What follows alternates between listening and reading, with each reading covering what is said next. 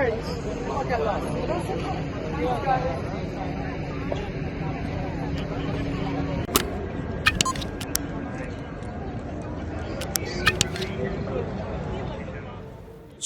kabar duka menyeliputi masyarakat dunia sepekan terakhir menyusul kabar kematian Ratu Elizabeth II pada 8 September 2022 lalu. Di Inggris, kesedihan sangat kental terasa, mulai dari masyarakat mengibarkan bendera setengah tiang di rumah dan pertokoan, hingga acara-acara hiburan seperti pertandingan sepak bola turut ditunda sementara waktu. Jenazah Ratu akan dimakamkan pada Senin besok pada 19 September 2022.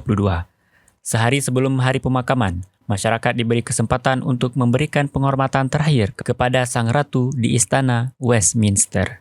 Masyarakat pun berbondong-bondong datang ke istana untuk menghormati Sang Ratu.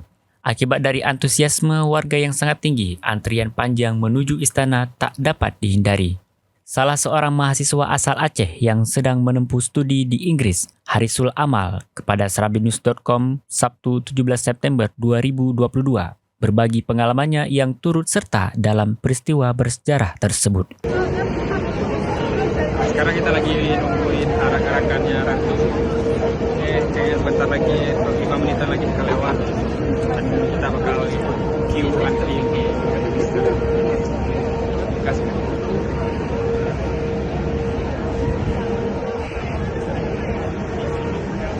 Setiba di London, pria kelahiran Ulekaring, Banda Aceh ini langsung ke Istana Westminster. Menurutnya antrian sangat panjang, nyaris mencapai 6 km.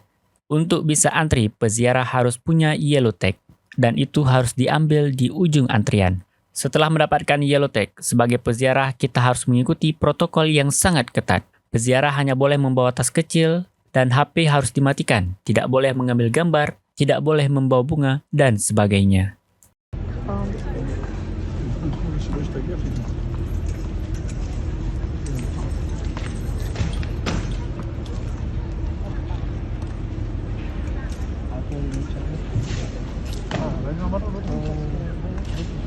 Vamos ver que cada de